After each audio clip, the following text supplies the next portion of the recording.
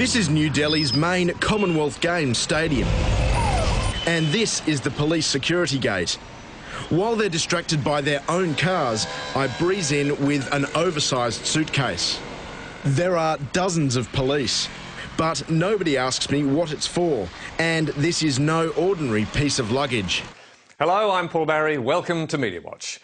Channel 7's explosive investigation into Commonwealth Games security, broadcast last Monday, sent shockwaves around the world. Security fears at Commonwealth Games as journalist carries 200 bombs into the Jawaharlal Nehru Stadium.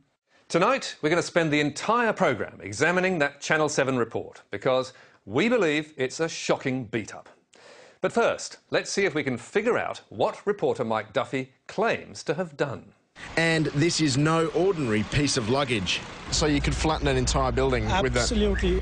It's a portable, purpose-built casing for a remote detonation kit. The unit is capable of setting off 200 explosions. So, what do you think of it so far? What exactly do you think Duffy is claiming? Do you need to see more? We were offered the device out of a car boot in a car park north of Delhi. It was ready to shoot or turn off. We paid up and took the case. It looks to me like Mike Duffy's buying a remote detonating kit from a backstreet arms dealer, and it's obviously lethal. If I need to blow up this car, all I need further is a detonator and an explosive. So we sourced those too. In India's mining areas, the black market for explosives is rife. We even get a demonstration. Jeez. Now, I'd say this brave reporter has bought the ingredients for a bomb and got them through game security. And the world's media certainly reached that conclusion, with the story getting bigger and bigger as it went. Duffy was able to gain entry into the stadium premises with a suitcase allegedly containing crude explosives. The Daily Mail's report was sourced from Britain's biggest news agency, the UK Press Association. So it's no surprise it ran almost verbatim in dozens of other papers, including The Guardian. Explosives taken into Commonwealth Games Stadium. Halfway across the world, the Gulf Times and a host of Asian newspapers were relying on AFP's version of the story. TV crew slips into venue with explosive suitcase. But what else could you believe after watching claims like this? And this is no ordinary piece of luggage. So you could flatten an entire building with that? Absolutely. New Zealand's TV3 was even more impressed with Duffy's daring-do. Now, Channel 7 Australia reporters bought a bomb, tested it and taken it right into the Games village. No questions asked. I asked Mike Duffy how he did it. Mike Duffy made no attempt to hose down the wilder stories in interviews. But he hit trouble when Sydney Radio 2UE's Sandy Aloisi asked him this. Well, the thing that struck me is that eventually you showed through your report that you had a remote detonation device inside this bag. Followed by this pointed question about the risks he had taken. But what would have happened, Mike, if they'd stopped you at the checkpoint? You've got this detonation thing in your suitcase. I didn't have I had some of the equipment in there, some not. I certainly didn't have enough that I could have been. I didn't have a complete kit, is what I'm saying. Not the complete kit? We believe that case may have been empty, and we'll tell you why in a moment. But if you listen hard, Duffy doesn't actually say the detonator kit's inside.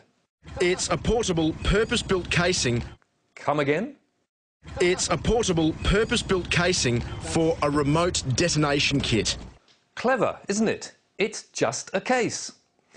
The other key element of the story is that Duffy took what the world thought was a bomb through Commonwealth Games security. So let's have another look at that. This is New Delhi's main Commonwealth Games stadium. And this is the police security gate. While they're distracted by their own cars, I breeze in with an oversized suitcase. There are dozens of police, but nobody asks me what it's for. Now, according to Delhi police, this was not the pedestrian checkpoint. This sting operation is totally bogus and incorrect. The reporter is trying to create false impression of security breach by walking from barricades placed on the main road only to divert vehicles. That place is far off from the main entry gate of Jawaharlal Nehru Stadium, from where the actual manual checking of pedestrians is done. They would say that, of course. But their account is backed by local CNN reporter Parikshit Luthra, who told MediaWatch, If Mike Duffy had tried to pass through the main gate security checkpoint, he would never have been allowed through. The barricade Mike Duffy passed through is there to restrict traffic. That is all. Anyone can walk through there. You could, I could. Luthra also offered this significant fact. The area is not on lockdown yet. In other words, when the filming was done, full game security was not yet in operation. Now, maybe it should have been, but that's another question. Challenged to answer these criticisms, Duffy told Indian CNN, It's almost laughable, to be honest, that they're calling the investigation bogus. You can see all of the evidence in the story. well, laughable is how I'd describe Duffy's report, except that it's far more serious, because so many people around the world believed he was fair dinkum. And this is just the beginning of the sleight of hand. We were offered the device out of a car boot in a car park north of Delhi. It will say ready to shoot, shoot or turn off. We paid up and took the case. Now, who is this dodgy arms dealer? And why did he let himself be filmed? More to the point, why is he then secretly filmed taking the money? It's all very puzzling. So we tracked the mystery man down, and he's an Indian businessman from Chandigarh, whose company supplies the Indian police and army. We're going to call him Mr. P, because he says he has already suffered enough. Mr. Mark has cut-pasted his videos to make a gossip fraud story.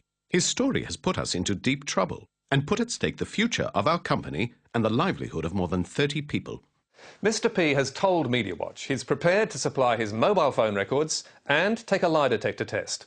And he's already given us a lengthy statement and paper trail of his dealings with the man he knew as Mr. Mark, or Mark Darcy, but we all know as Mike Duffy. So you could flatten an entire building with that? Absolutely.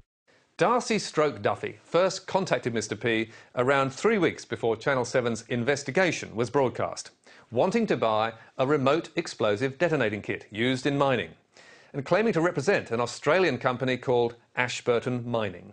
That, of course, was a lie. Subject: remote explosive detonating kit. Dear Mr. Mark, thank you for your kind call and inquiry. Some 2 weeks later, Darcy stroke Duffy arrived in Delhi and was shown a non-operational dummy kit in his hotel room, but demanded to see the real thing. When told it could not be brought to Delhi because security was too high, he agreed to meet Mr. P at a restaurant halfway between Delhi and Chandigarh. And it was in the restaurant car park that Mr. P was persuaded by Mike Duffy to demonstrate his device on film, so Duffy could show it to his supposed Australian mining customers. He said, "Picture is worth 1,000 words. Movie is worth 1,000,000 words." And what a demo it was. If I need to blow up this car, all I need further is a detonator and an explosive. With this explosive footage in the can, Duffy and Mr. P went into the restaurant for coffee, where, according to Mr. P, Mr. Mark requested me to just give the empty suitcase, as he has done some shopping of glass and decorative wares in Delhi, and he can take them back to Sydney in the suitcase, and since it has foam lining, his shopping will reach safely. Channel 7 then secretly filmed Mr. P accepting 15,000 rupees, about $350. We paid up and took the case. Now, it looks like Channel 7 is buying the explosive detonator kit, and secret filming makes the transaction look covert and illegal. But according to Mr. P, Duffy is buying an empty case containing nothing but foam. We put this to Channel 7, who replied, As it was an undercover investigation, we do not propose to make any further comment on these questions. However, we stand 100% by the story. We then suggested Duffy could not have had the detonator kit when he took the case through the barricades. The detonator kit was in Mike's possession for 24 hours, during which time he filmed his report. Mr. P's response to that was, This is totally false. Why would I lend him a very expensive piece of equipment? Indeed, why would he? Channel 7 then provided a picture of Mike Duffy with the kit. Mr. P is adamant it's just the dummy unit brought to Duffy's hotel room the day before the car park meeting and returned when he bought the case. Channel 7 adamantly deny this. But whatever was in the case, one thing is certain. There is no way it could have gone bang. As Mr. P told Duffy in an email before they met, Equipment needs electronic detonator to operate, which is restricted access. We don't have it, and only government agencies have it. Even with that detonator, it could not blow up the ammonium nitrate fertiliser that Duffy bought, unless that's mixed with fuel oil or explosive gel. And finally, even if Duffy did have a bomb in the case and got it into the stadium, he would still need to lay this bright orange cable to where the bomb was hidden, because this detonator kit is not a wireless device. I think even Indian security would have seen that. And I believe this makes the entire stunt ridiculous and dishonest. And the same applies to Duffy's acting, or whatever you'd call this. We even get a demonstration. Jeez. Notice how Duffy reels from the blast, while the others do not. And notice how he then reels again. Jeez. That was actually quite frightening. You could actually feel the blast from here. By the time that second clip is filmed, everyone has had time to change position. But Duffy is still pretending to reel or recover. Now, Channel 7 say the real point of this story was that Duffy was able to buy the detonator kit without a licence and without showing ID. But according to Mr P, Duffy didn't actually buy anything except the case. And Mr P goes on to claim The kit would have been delivered to him at the airport upon his departure from India. The kit would have to be cleared with all the paperwork at customs. He also says, I have widely travelled in world, including Australia, but never expected such manipulation of things. Finally, Mr P says he is prepared to come to Australia to give evidence in court. We are already discussing the matter with our lawyers and Indian government to take necessary action against Mr Mark. If that happens, we look forward to examining that case in detail too. Meanwhile, if you want to read more on this explosive investigation, you can go to our website. But for now, that's all from me. Until next week, good night.